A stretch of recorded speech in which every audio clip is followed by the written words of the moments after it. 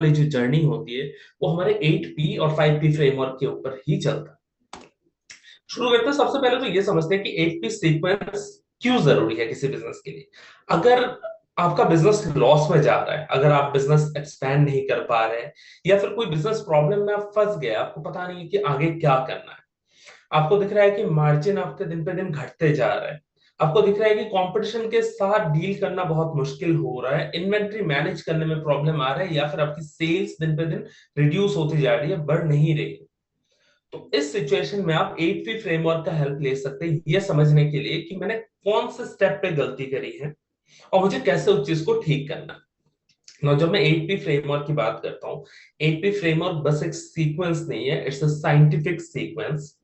क्योंकि इस सीक्वेंस को आप शुरू से अगर एंड तक कंप्लीटली फॉलो नहीं करेंगे तो किसी भी स्टेप पे हो सकता है आपका बिजनेस कोलैप्स कर जाए, आपका बिजनेस सर्वाइव ना कर पाए।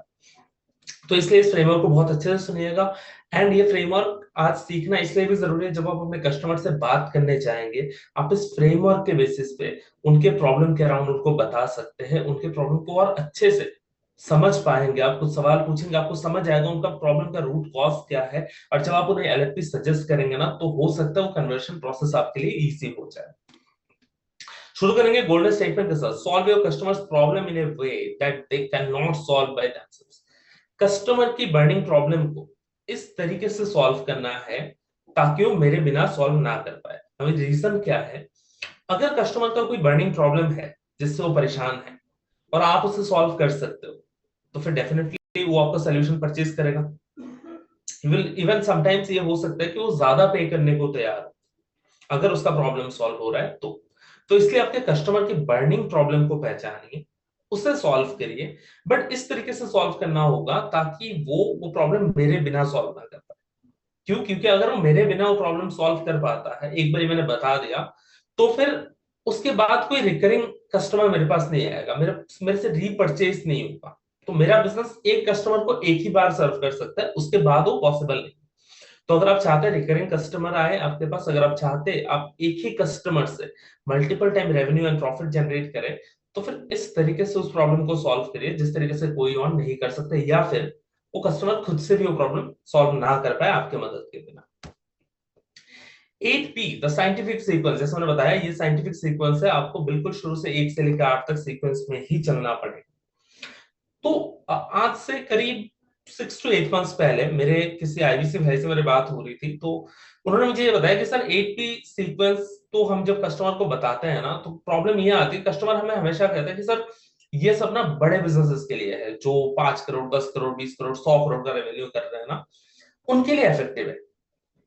कभी भी कोई छोटा बिजनेस जो है, बिल्कुल स्टार्टअप फेज में जो बिजनेस है, उनके लिए ये सीक्वेंस एप्लीकेबल नहीं होता। अच्छा, मैंने उस टाइम उनको इस एग्जांपल के साथ उनको भी बताया था ये चीज, और सेम चीज मैं आज आपको एग्जांपल देने वाला हूँ, क्योंकि जो बड़े बिजनेसेस है ना, उनको आपको सीक्वेंस एक बार ही बताओगे, जिन्होंने 5 करोड़ 20 करोड़ 100 करोड़ का धंधा किया है, उनको आप सीक्वेंस बताओगे, उनको समझ आ जाएगा कि हाँ भाई इसमें दम है। बट जो बिल्कुल ही स्मॉल स्केल पे बिजनेस कर रहे हैं, बिल्कुल ही स्टार्टअप लेवल पे है, हो सकता है उनसे सेम क्वेरी आपको भी सुनने को मिले कि सर ये सब ना बहुत बड़े बिजनेसेस के लिए। आज मैं एग्जांपल लेने वाला हूँ एक टी स्टॉल की, एक टी वेंडर की जो चाय बेचता है किसी ऑफिस के बाहर में भी। उस एग्जांपल से हम लोग पूरे 8P के फ्रेमवर्क को समझेंगे आज। तो पहले 8P देख लेते हैं हम लोग क्या है। सबसे पहले P आता है प्रॉब्लम, यानी कस्टमर के बर्निंग प्रॉब्लम को पहचानना। दूसरा प्रोस्पेक्ट, यानी कौन मेरा कस्टमर है, सही कस्टमर की पहचान होना। तीसरा पीपल, उस प्रॉब्लम को सॉल्व करने के लिए मैं अकेला शायद ना कर पाऊं, तो मुझे एक टीम की जरूरत होगी, मुझे एक कैटेगरी टीम की जरूरत होगी, दैट इज पीपल।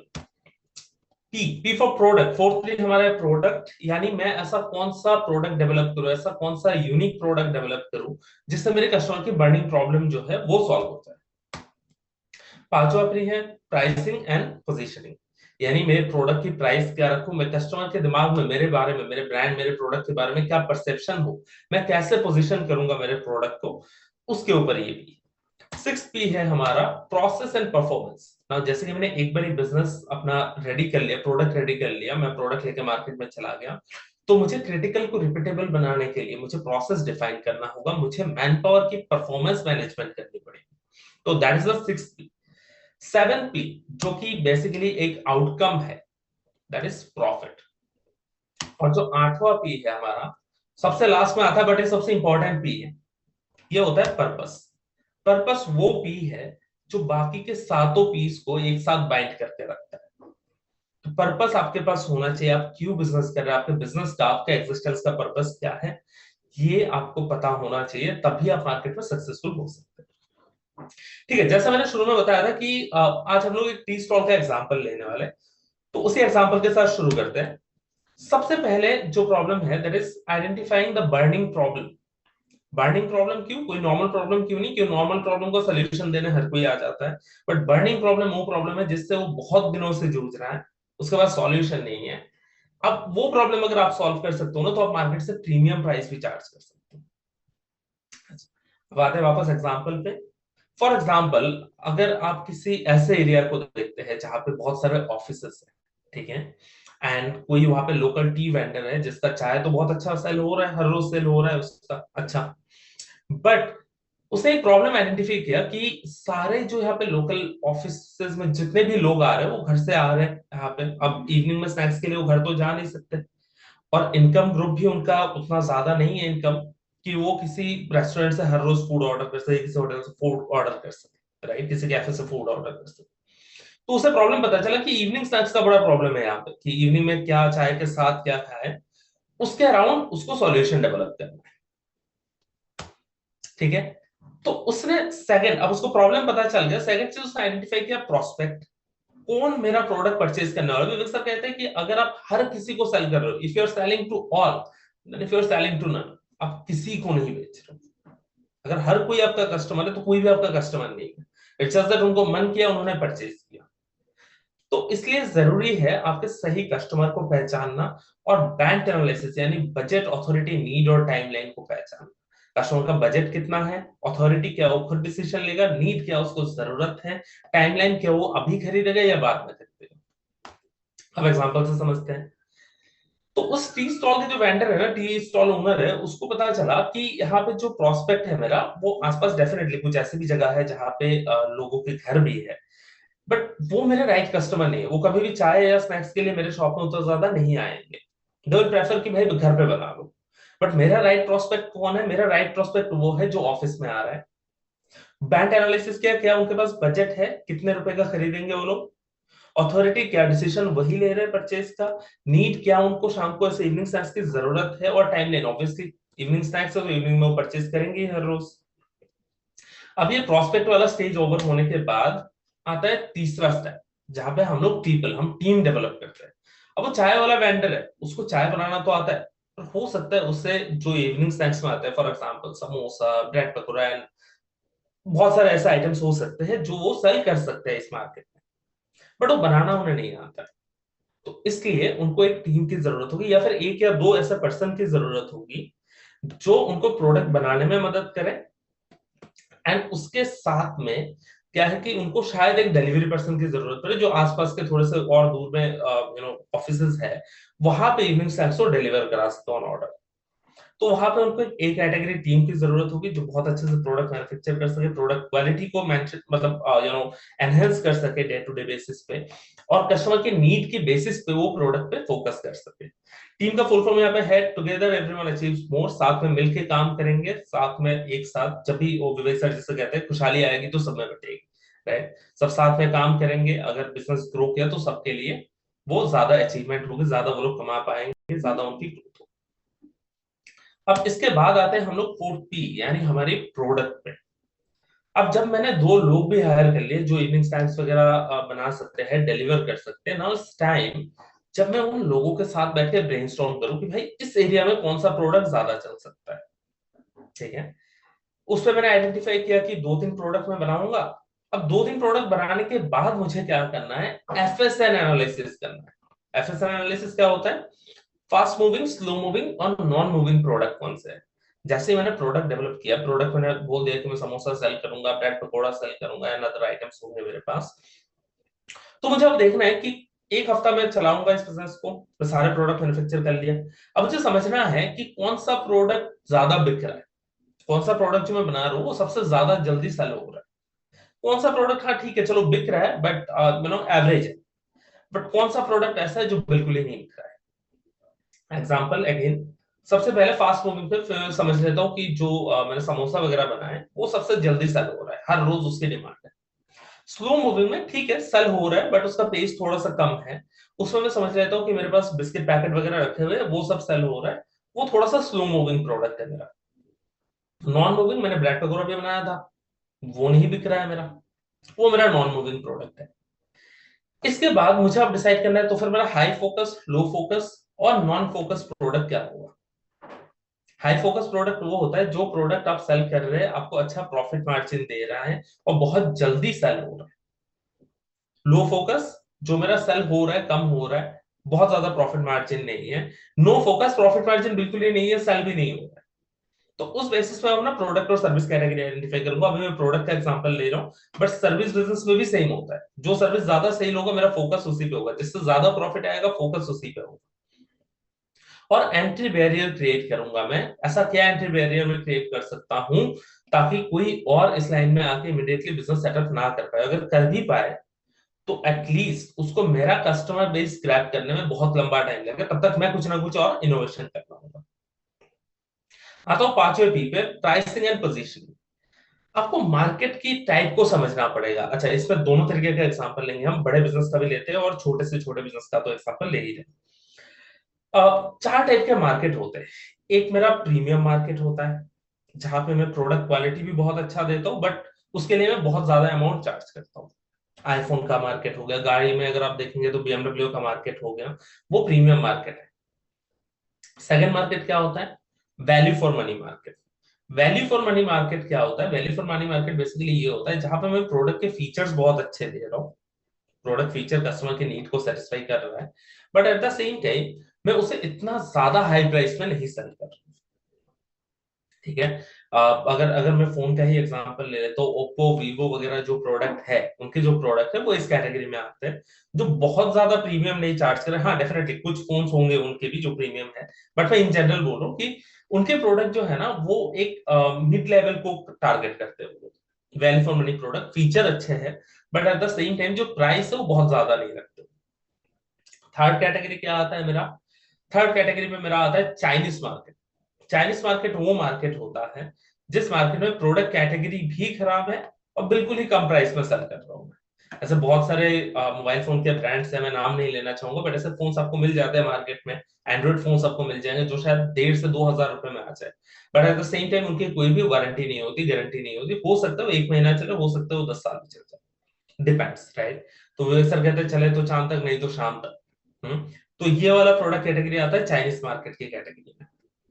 और लास्ट में एक कैटेगरी आता है अपॉर्चुनिस्टिक मार्केट। अपॉर्चुनिस्टिक मार्केट कौन सा मार्केट होता है? जिस मार्केट में आपकी जो प्राइसिंग है वो प्राइस आप ज्यादा लेते हो, बट वो बेसिकली ये होता है कस्टमर आपके पास एक बार आएगा तो आप जितना पैसा उससे निकाल सकते हो वो पैसे निकाल लो। अगर आपने खराब प्रोडक्ट भी दे दिया तो अब दोबारा वो कस्टमर आपके पास नहीं आ, राइट। ये वाला मार्केट में उसे तो प्ले नहीं करना चाहिए बट बहुत सारे ब्रांड्स हैं जो इस मार्केट में को भी टारगेट करते हैं। बहुत सारे लोग हैं जो इस मार्केट में ऑपरेट करते हैं, इस मार्केट में अपना प्रोडक्ट सेल करते हैं। एग्जांपल के साथ समझे तो फिर अगर आप लोग ट्रेन में ट्रेवल करते हैं, कई बार आप देखेंगे ट्रेन में ना पावर बैंक वगैरह सेल करने आते हैं लोग। अभी रिसेंटली मैं एक वीडियो देख रहा था तो उसमें दिखाया गया कि वो पावर बैंक जो है ना वो पहले 10 से 15 मिनट तो आपके फोन को चार्ज करता है बट उसके बाद वो प्रोडक्ट काम नहीं करता है। बट नाउ अगर एक बार आपने परचेज कर लिया, 15 मिनट आपने चलो आपके फोन को चार्ज पे लगा के रखा, आपका फोन चार्ज हो रहा है, वो तो आपसे पैसा लेके चला गया, 500 रुपए 1,000 रुपए जितने का भी आता हो वो लेके चला गया एक बार, बस। उसके बाद क्या आप उसे दोबारा ढूंढ सकते हैं? Answer is no. तो ये आता है अपॉर्चुनिस्टिक मार्केट जहां पे कस्टमर एक बार आएगा, उससे जितना पैसा निकलवा सकते हो निकलवा लो, उसके बाद वो कस्टमर से दोबारा मुझे डील नहीं करना। बाकी तीन कैटेगरी वो कैटेगरी है जहां पे कस्टमर आपके पास रिपीट हो सकता है, आप एक ही कस्टमर को मल्टीपल टाइम्स अपना प्रोडक्ट सर्विसेज सेल कर सकते हो। एक वैल्यू प्रोपोजिशन डिसाइड कर लो कि मैं कस्टमर के दिमाग में मेरा क्या इमेज होना चाहिए, कस्टमर मुझे किस बारे में किस तरीके से सोचेगा, मेरे ब्रांड का इमेज क्या होगा, क्या वो नीश प्रोडक्ट बना रहा है, क्या वो डिफरेंशिएटेड प्रोडक्ट बना रहा है, क्या वो मार्केट में सबसे कूल टेक्नोलॉजी ला रहा है। तो एक वैल्यू प्रोपोजिशन डिसाइड कर लो। जब मैं फ्रेमवर्क दिखाऊंगा आपको तो उसमें ये चीज और डिटेल में दिया हुआ है। वापस आते हैं छोटे बिजनेस के एग्जांपल पे जहां पे मैं चाय वाले की बात कर रहा था। तो प्राइस कैसे डिसाइड करेगा? ऑब्वियसली अगर लोकल ऑफिस गोइंग पीपल है जिनको, वो भी बिल्कुल ही ग्राउंड लेवल के एग्जीक्यूटिव को टारगेट कर रहा है प्रोडक्ट सेल करने के लिए, तो वो डेफिनेटली वहां पे 50 रुपए का समोसा सेल नहीं कर सकता है। उसकी प्रोडक्ट की डिमांड नहीं है। अगर वो 50 रुपए का समोसा किसी को परचेज करना हो, then they will opt for some good restaurant या फिर कैफे। तो उसका टारगेट ऑडियंस जो है वो एक लिमिटेड प्राइस पॉइंट पे ही प्रोडक्ट खरीदेगा, एंड इसके लिए उसको जो प्राइस है वो 10 से 15 रुपए के रेंज में उसको एक प्रोडक्ट की प्राइस रखनी पड़ेगी। तो उस बेसिस पे वो वैल्यू फॉर मनी मार्केट को सर्व कर रहा है, एंड एक मिनिमम प्राइस पे क्वालिटी प्रोडक्ट वो डिलीवर करेगा। आता नेक्स्ट पी पे, प्रोसेस एंड परफॉर्मेंस। ना प्रोसेस एंड परफॉर्मेंस पे जो है, बेसिकली क्रिटिकल प्रोसेस को हम रिपीटेबल कैसे बना सकते हैं, जो काम सबसे क्रिटिकल है। फॉर एग्जांपल मेरे समोसे मैंने बनाए और वो लोकल एरिया में फेमस हो गए, but now the problem is कि मेरे साथ जो एक्चुअल समोसा बनाने वाला है, वो हो सकता है 2 से 3 महीने बाद मुझे ये बोल दे कि भाई मुझे आपके साथ काम नहीं करना, मैं अपना बिजनेस चालू कर रहा हूँ, अपना स्टॉल लगाऊंगा, अपना बेचूंगा। अब मेरे लिए सबसे बड़ा टेंशन ये है कि उसकी क्वालिटी तो कोई डिलीवर कर नहीं सकता, मुझे बनाना आता नहीं है। तो मैं उस प्रोसेस को, क्रिटिकल प्रोसेस को रिपीटेबल कैसे बना सकता हूँ, उसमें बनता है एसओपी, फिर स्टैंडर्ड ऑपरेटिंग प्रोसीजर बनता है, जहां पे मैंने स्टेप बाय स्टेप लिख के रख दिए कि पहले इतना क्वांटिटी में क्या मसाला यूज होगा, किस क्वांटिटी में क्या, कितनी देर मुझे उसे फ्राई करना है। तो वो पूरा प्रोसेस मैंने डेवलप कर दिया। अब अगर वो प्रोसेस में किसी को देता हूँ, किसी नए पर्सन को, मैं ये नहीं कहता कि 100% सेम उसी तरीके का रिजल्ट आएगा, बट एटलीस्ट इस तरीके का रिजल्ट तो आएगा कि मेरे पुराने कस्टमर बेस मेरे साथ जुड़े रहे, वो प्रोडक्ट क्वालिटी डिग्रेड हो गया बोल के मुझे छोड़ के नहीं जाएंगे। तो इसलिए जरूरी है प्रोसेस एंड परफॉर्मेंस डेवलप करना। परफॉर्मेंस मैनेजमेंट सिस्टम आपको डेवलप करना आना चाहिए, मेजरेबल परफॉर्मेंस मैनेजमेंट सिस्टम, ताकि आपको पता चले कि आपके प्रोडक्ट की क्वालिटी, आपकी सर्विस की क्वालिटी जिस तरीके से आप चाहते हैं मार्केट में जाए, क्या उसी तरीके से मार्केट में जा रही है, क्या मेरे जो एम्प्लॉयज है क्या वो सही तरीके से काम कर रहे हैं, क्या सारी चीजें एसओपी फॉलो होते हुए हो रही है। तो उसके लिए आपको मेजरेबल परफॉर्मेंस मैनेजमेंट सिस्टम होना चाहिए आपके पास। देन आता है हमारा लास्ट 7 पी, जो कि प्रॉफिट है। तो प्रॉफिट कभी भी किसी बिजनेस का गोल नहीं होता है, प्रॉफिट इज एन आउटकम। आप अपना बर्निंग प्रॉब्लम सॉल्व करोगे किसी कस्टमर का। अब बर्निंग प्रॉब्लम आपको आइडेंटिफाई करना आना चाहिए ऑब्वियसली यहाँ पे, बट अगर आप बर्निंग प्रॉब्लम सही से आइडेंटिफाई करते हो तो फिर आप सही प्रोडक्ट डेवलप कर पाओगे, आप सही कस्टमर तक पहुंच पाओगे, आप सही लोगों को हायर कर पाओगे। बाकी के सारे स्टेप्स आप सही तरीके से अगर करोगे तो profit is just an outcome, profit अपने आप आएगा। But at the same time आपको ये इंश्योर करते रहना है कि प्रॉफिट आपका आता रहे। प्रॉफिट मार्जिन जो है, जैसे बिजनेस स्केल करोगे ना आप, तो वहां पे प्रॉफिट मार्जिन आपका कंटिन्यूअस बढ़ता रहे, ताकि वो एक सस्टेनेबल बिजनेस मॉडल क्रिएट हो जाए, लॉन्ग टर्म में आप उस बिजनेस को रन कर सको। एंड जो लास्ट भी जो मैंने बताया था सबसे इंपॉर्टेंट है, दैट इज पर्पस। पर्पस क्यों चाहिए? पर्पस इज समथिंग जो आपके अंदर से आता है, आपको हर रोज काम करने के लिए मोटिवेट करता है, आपको दिखाता है कि आपके लाइफ में एक मीनिंग है, आप कुछ एक नीड स्टेटमेंट को सर्व कर रहे हो, आपको ये एक रीजन है जिसकी वजह से आप अपना कंपनी, अपना बिजनेस, अपना छोटा सा स्टार्टअप ही क्यों ना हो, उसे चला रहे हो। आपकी एग्जिस्टेंस के पीछे का वजह क्या है, वो बताता है पर्पस। तो इसलिए लाइफ में पर्पस होना आपके लिए, आपके बिजनेस के लिए बहुत जरूरी है। ये था हमारा 8 पी का सीक्वेंस। मैंने यहाँ पे बहुत शॉर्ट में समझाने की कोशिश करी है, आधे घंटे में इससे ज्यादा एक्सप्लेन करना नहीं पॉसिबल था। बट जब आपके क्लाइंट जब लीडरशिप फनल प्रोग्राम अटेंड करते हैं, तो आपका 3 दिन का जर्नी बस इस 8 पी पे चलता है। विवेक सर जो है इन 8 पीस के हर एक पी को डिटेल में समझाते हैं ना। जैसे पीपल में मैंने बताया, तो मैन पावर हायर कैसे करना है, कहाँ से कर सकते हो, क्या देखना चाहिए, सब कुछ सर वहां पे आपको डिटेल में समझाते हैं। प्रोसेस एंड परफॉर्मेंस पे एसओपी कैसे डेवलप करना है, परफॉर्मेंस मैनेजमेंट किस तरीके से करना है, परफॉर्मेंस अगर डाउन जा रहा है तो उसे इंप्रूव कैसे करना है, वो सारी स्ट्रेटेजीज जो है वो विवेक सर समझाते हैं लीडरशिप फनल प्रोग्राम में। अब आते हैं एक और गोल्डन स्टेटमेंट के साथ। विवेक सर कहते हैं कि sell the problem you solve, not the product you sell. जब भी आप कोई प्रोडक्ट मार्केट में सेल करना चाहते हैं, बर्निंग प्रॉब्लम को पकड़ना, उस प्रॉब्लम को सेल करना जरूरी है, ना कि प्रोडक्ट। अगर आप प्रोडक्ट पे फोकस करेंगे तो कुछ ही लोग होंगे जो आपसे परचेज करेंगे, बट अगर आप प्रॉब्लम सॉल्व कर रहे हैं और आप उस प्रॉब्लम को सबको दिखा रहे हैं कि ये प्रॉब्लम सॉल्व हो रहा है, तो फिर जितने भी लोगों को प्रॉब्लम है, वो हर एक पर्सन आपका कस्टमर बन सकता है। छोटे से एक एग्जांपल के साथ समझते हैं सेल द प्रॉब्लम। यहाँ पे सबसे पहले कॉलगेट का एक ऐड है। बीच में ना बहुत रूमर्स ऐसा आया था कि बहुत सारे ऐसे टूथपेस्ट मैन्युफैक्चरर कंपनी है जो ऐसे प्रोडक्ट यूज कर रहे हैं टूथपेस्ट बनाने में, जो आपके दांतों को एक्चुअली कमजोर कर रहा है। आपके डेंटल हेल्थ को खराब कर रहा है। तो कॉलगेट अपना नया कैंपेन लॉन्च कर दिया, स्माइल विद स्ट्रेंथ। हमारे प्रोडक्ट में ऐसा कोई भी गलत चीज नहीं है, आपकी स्माइल भी सुरक्षित है और आपकी दांतों की स्ट्रेंथ भी, आपके दांतों की मजबूती भी यहाँ पे मेंटेन रहेगी अगर आप हमारा प्रोडक्ट यूज कर रहे हो। तो उन्होंने उस प्रॉब्लम स्टेटमेंट को समझा, उसके अराउंड अपना प्रोडक्ट और अपना एड कैंपेन जो है वो रन किया। दूसरा एग्जांपल देखते हैं। अच्छा, हल्क के हाथों में बैंडेज लगा हुआ है, तो कंपनी बोल रही है कि भाई तुम कितने भी बड़े हल्क हो, कितने भी बड़े पावरफुल इंसान हो, अगर तुम्हें चोट लगी है तो फिर हमारा प्रोडक्ट ही सॉल्यूशन है। अगेन यहाँ पे प्रॉब्लम पे फोकस है इनका। थर्ड, अच्छा, ये बर्गर का एड रिसेंटली बहुत चला था, बर्गर किंग का था ये एड, जहां पे लोगों ने सबसे पहले तो कंप्लेन ये शुरू किया कि भाई जितने बर्गर्स आते हैं ना आज के दिन, उनमें प्रिजर्वेटिव बहुत होता है। तो बर्गर किंग ने क्या किया, इस प्रॉब्लम को पकड़ा, उन्होंने अपना प्रोडक्ट वहां पे दिखाया कि भाई हमारा प्रोडक्ट जो है ना उसमें प्रिजर्वेटिव नहीं है, उसे अगर कुछ दिन रख दोगे ना वो प्रोडक्ट सड़ जाएगा।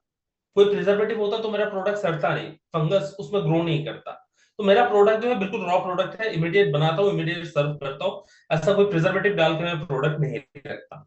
तो उन्होंने इस एड के माध्यम से, जबकि उन्होंने दिखाया कि एक सड़ा हुआ बर्गर, रॉटन बर्गर दिखाया उन्होंने, जो बर्गर खराब हो रहा है, बट स्टिल उसको उन्होंने अपने मार्केटिंग कैंपेन में इस तरीके से यूज किया कि भाई मेरा प्रोडक्ट जो है ना बहुत प्योर है, उसमें कोई प्रिजर्वेटिव नहीं यूज करता। तो इस तरीके से उन्होंने अपने मार्केटिंग में इस प्रॉब्लम को यूज किया। एक और एग्जांपल है यहाँ पे एक प्रोडक्ट का जो कि फैट कटर है। तो इसमें भी दिखा रहा है कि अगर एक फैट इंसान है तो कितना स्लो हो जाता है, उसमें एक्टिवनेस दिखती नहीं है, वहीं पे अगर आप फैट कट करके फिट बन जाते हो तो फिर आप कितने एक्टिव बन जाते हो। तो आप जितने भी प्रोडक्ट्स देखेंगे ना, जिसका भी मार्केटिंग कैंपेन बहुत अच्छे से चला है, यू विल ऑलवेज रियलाइज कि they are selling the problem, not the solution. वो सॉल्यूशन जस्ट वो दिखा रहे हैं कि इस प्रोडक्ट से आपका प्रॉब्लम सॉल्व हो जाएगा, तो कस्टमर इमीडिएटली उस प्रोडक्ट को परचेज करने को रेडी हो जाता है। अब इस पूरे जर्नी में एक बिजनेस शुरू होने से लेकर एक बिजनेस के सर्वाइवल तक ना स्टेप्स होते हैं कुछ। बिजनेस एडॉप्शन कार्व जिसे हम कहते हैं, प्रोडक्शन एडॉप्शन कार्व जिसे कहते हैं, बहुत बहुत ही कम लोग होते हैं जो बिल्कुल फर्स्ट स्टेप में होते हैं। इनोवेटर्स, ऐसे लोग जो बिजनेस को बिल्कुल शुरू करना चाह रहे हैं, कुछ नया आइडियाज लाना चाह रहे हैं। दूसरा कैटेगरी होता है, 13.5% लोग ऐसे हैं जो कोई अगर आइडिया लेके आए तो उस पर वो काम करते हैं, वो अर्ली अडेप्टर है, वो ज्यादा देर रुकते नहीं है। अर्ली मेजोरिटी, वो मेजोरिटी है जब अर्ली अडेप्टर के बाद जब दिखते हैं कि अर्ली अडेप्टर्स भी सक्सेसफुल है मार्केट में, तो फिर वो आते हैं इस कैटेगरी में, वो कहते हैं अब हम भी करेंगे काम इस फील्ड में। वो 34% होता है। 34% जनता फिर आती है लेट मेजोरिटी में, जो लोग उसके बाद भी सेम टेक्नोलॉजी सेम प्रोडक्ट को अडॉप्ट करना चाहते हैं, but at the same time तब तक क्या होता है, प्रोडक्ट की डिमांड मार्केट सैचुरेट हो चुका है, अब डिमांड धीरे धीरे डिक्रीजिंग पे जा रहा है। और लेगर्स लास्ट में आते हैं, 16% लोग ऐसे होते हैं जो कहते हैं कि ठीक है, इतने लोग सक्सेसफुल हो गए, अब मैंने देख लिया, अब ये बिजनेस सक्सेसफुल हो सकता है, मैं भी सेम बिजनेस करूंगा, और बिना किसी इनोवेशन के सेम प्रोडक्ट को मार्केट में ले आते हैं, जिसकी वजह से वो मार्केट में सर्वाइव नहीं कर पाते। तो अगर आप देखेंगे इनोवेटर एंड अर्ली अडॉप्टर जो है, ये दो कैटेगरी ऐसे हैं जो सबसे ज्यादा मार्केट में प्रॉफिट अर्न कर सकते हैं। उसके बाद अर्ली मेच्योरिटी और लेट मेच्योरिटी और लेगर्ड जो होते हैं, वो लोग होते हैं जो देख के तो बिजनेस शुरू कर देते, बट तब तक मार्केट डिमांड खत्म हो चुका होता है, जिसकी वजह से उसका बिजनेस एक टाइम पे जाके स्टॉप हो जाता है, रुक जाता है, ग्रो नहीं कर पाता है। अब ये हमारा 8P का फ्रेमवर्क यहाँ पे मैंने दिखाया आपको। आप ये फ्रेमवर्क बड़ा बिजनेस कम्युनिटी ऐप पे भी एक्सेस कर सकते हो। 8P model for business success के नाम से वीडियो है, वहां पे आपको पूरा वीडियो मिल जाएगा विवेक सर का, और आप ये फ्रेमवर्क देख सकते हो। वहां पे मेनली 5P, जो हमारा प्रॉब्लम स्टेटमेंट क्या है, प्रोस्पेक्ट कौन है, उनका age, education, income, occupation, religion क्या है, वो आपको कैसे आइडेंटिफाई करना है, आपका एफएसएन एनालिसिस करके प्रोडक्ट पोर्टफोलियो, आपका fast moving, slow moving, non moving, high focus, low focus और नॉन फोकस प्रोडक्ट कैसे आइडेंटिफाई करेंगे आप, प्राइसिंग आप कौन से कैटेगरी में करेंगे वो, और प्रोडक्ट डिफरेंशिएशन जो मैंने वैल्यू प्रोपोजिशन बताया था, तो वैल्यू प्रोपोजिशन प्रोडक्ट का क्या सेट करेंगे आप, उसके बारे में यहाँ पे बताया जाएगा, और उसके बाद आप प्रॉफिट मार्जिन डिसाइड करेंगे, उसके बेसिस पे आप अपना प्रोडक्ट लेकर मार्केट में जा सकते हैं। तो ये था 8P का फ्रेमवर्क, जो कि और बेहतर तरीके से समझना है तो विवेक सर एलएफपी में समझाते हैं, जैसे मैंने बताया। अब हम मूव करते हैं हमारे अगले फ्रेमवर्क की तरफ। यहाँ पे हमने बात करी थी प्रॉब्लम सॉल्विंग की 8P के फ्रेमवर्क में। प्रॉब्लम सॉल्व करने के लिए ना सबसे ज्यादा जरूरी जो चीज होता है, दैट इज प्रोडक्ट में इनोवेशन लाना। अब प्रोडक्ट इनोवेशन डिपेंड करता है आपके कंज्यूमर बिहेवियर पे, आपका कस्टमर क्या चाहता है, उसके बेसिस पर प्रोडक्ट में इनोवेशन लाता है। आपकी कस्टमर की नीड स्टेटमेंट के बेसिस पर प्रोडक्ट में इनोवेशन लाता हूँ। अब समझते हैं ये फ्रेमवर्क हमारे लिए क्यों जरूरी है। सबसे पहले तो अगर आप चाहते हैं कि आपका मार्केटिंग का कॉस्ट कम हो जाए, आप चाहते हैं कि आप अपने कॉम्पिटिटर्स से आगे रहे, लॉयल कस्टमर बेस बिल्ड करना है मुझे, या फिर मुझे अपनी पोजीशनिंग इंप्रूव करनी है, या फिर मैं चाहता हूं मेरा रेवेन्यू इंक्रीज हो, या फिर मैं फ्यूचर रिस्क जो है मेरा फेलियर का रिस्क है उसे मिटिगेट करना चाहता हूं, तो फिर यहाँ पे मेरा चेंजिंग कंज्यूमर बिहेवियर वाला फ्रेमवर्क जो है वो काम आता है।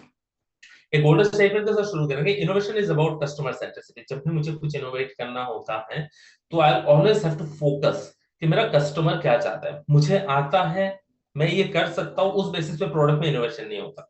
ओनली इफ कस्टमर को प्रोडक्ट की नीड है, सर्विस की नीड है, तभी आप वो इनोवेशन प्रोडक्ट में लाएंगे। यहाँ पे अगर आप एग्जांपल देखते हैं, मैंने यहाँ पे आईफोन का एग्जांपल लिया है, एप्पल का। लोग ना काफी बार हमें ये कहते हैं कि सर सेम प्रोडक्ट में इनोवेशन नहीं हो सकता। आईफोन का लाइन सबसे बेहतर एग्जांपल है इस चीज के लिए कि आईफोन जब से शुरू हुआ, आज 15 प्रो मैक्स एंड ऑल ये सीरीज चल रहा है मार्केट में, उन्होंने हर साल अपने प्रोडक्ट में कुछ ना कुछ नया फीचर ऐड किया है। प्रोडक्ट लाइन नहीं चेंज करना पड़ा उनको। कस्टमर की नीड स्टेटमेंट को समझा, कस्टमर ने बोला बैटरी बैकअप नहीं है, बैटरी इंप्रूव किया।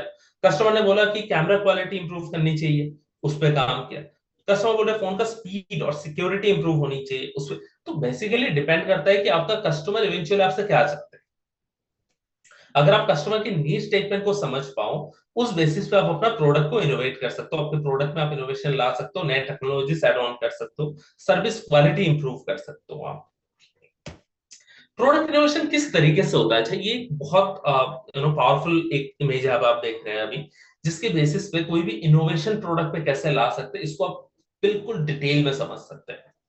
बेसिकली पहले तो हमें तीन चीज देखना होता है। क्या टेक्नोलॉजिकली फिजिबल है कुछ करना?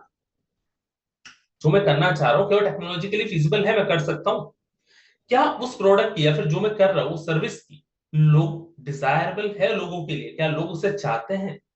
और क्या मैं ये दोनों भी अगर सही है, तो क्या ये काम करके मैं अपने बिजनेस को सरवाइव करा पाऊंगा कि नहीं? क्या मेरा बिजनेस वायबल है, बिजनेस मॉडल वायबल है मेरे लिए?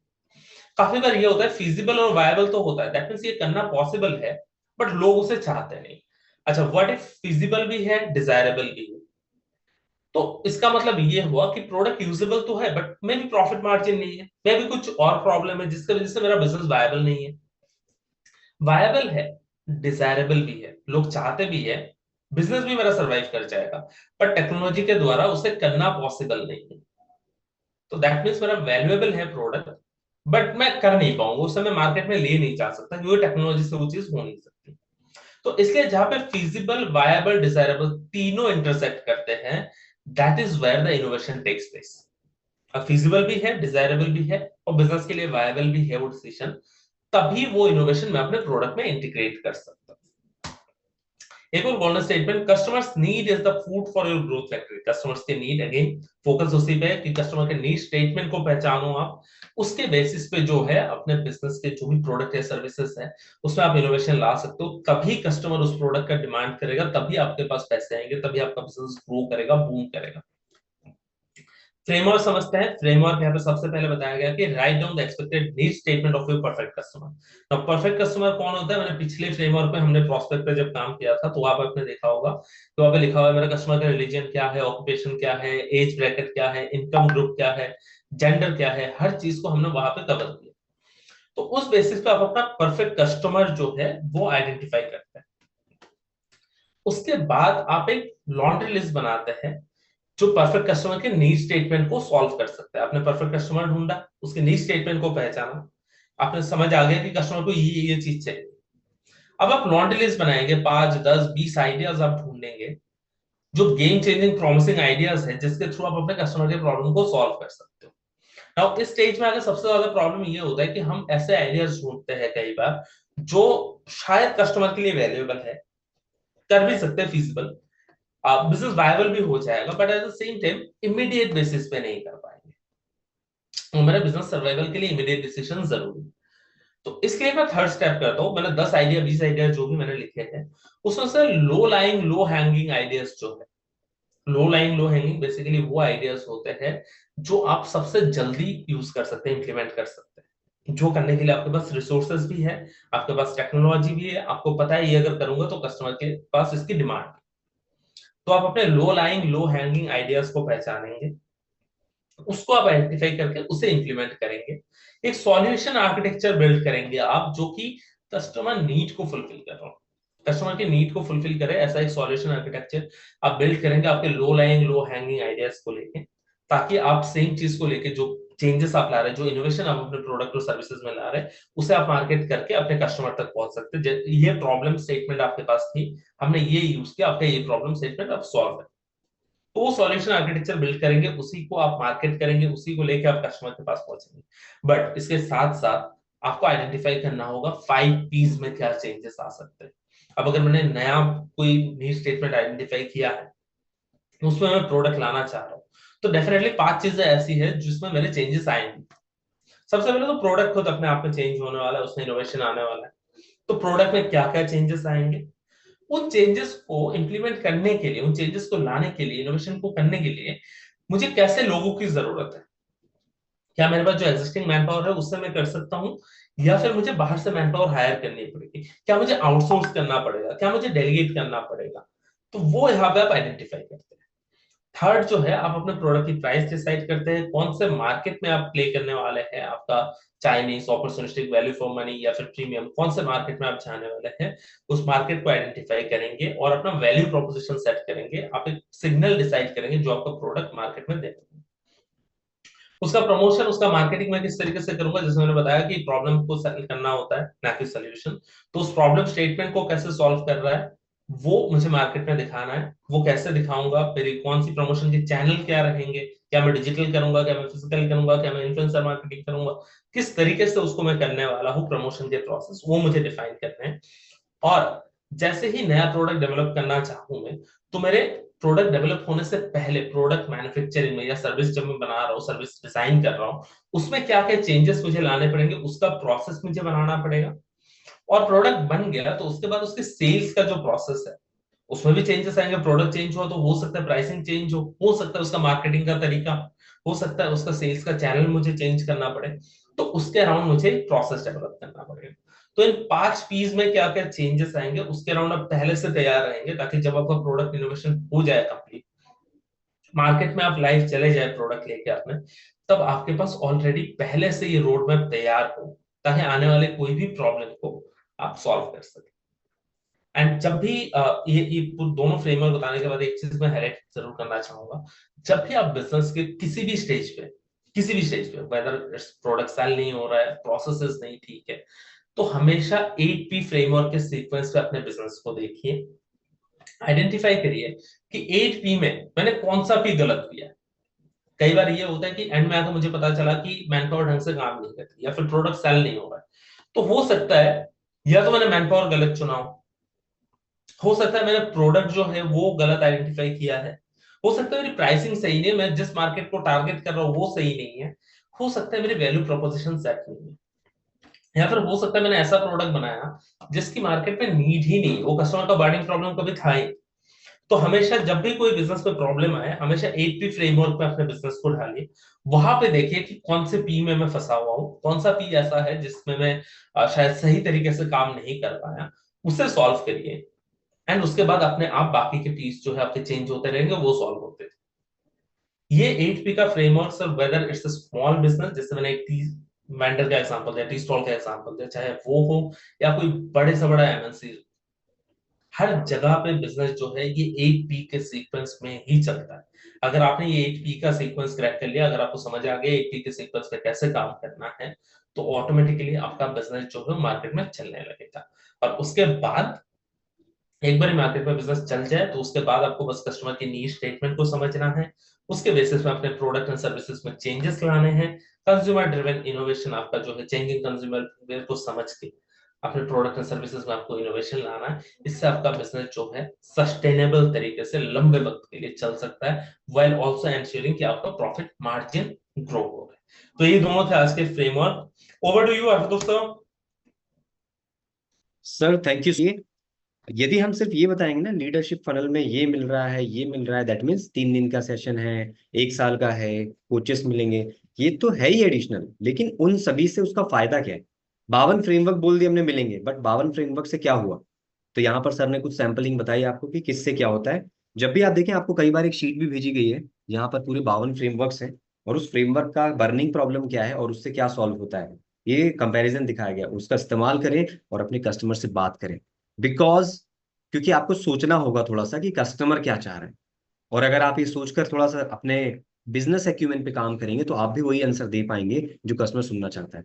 तो वंस अगेन अरुणावा सर, आपका बहुत बहुत धन्यवाद for this wonderful session on the business acumen via framework. आप बस इतना ही बताना चाहेंगे दोस्तों, एक्टिव रहिएगा, और आपका हो चला है वक्त अभी असेसमेंट का, तो अपना असेसमेंट कीजिएगा। और कल का रिटमिस 500 नंबर पे है, तो इसको अटेंड करना मत मिस करिएगा, भूल मत जाइएगा। और जिनका वन ऐप चालू हो गया है वो वन ऐप करें, और वन ऐप से अटेंड करेंगे। जिनका नहीं हुआ है उनके पास जूम लिंक होता ही है, वो वहां से भी आ जाते हैं। तो इस बात का ख्याल रखिएगा और अटेंड करना बिल्कुल मत भूलिएगा। कल बहुत इंपॉर्टेंट सेशन हुआ आपके लिए, और बहुत खास। So wish you all the best, thank you so much for the day.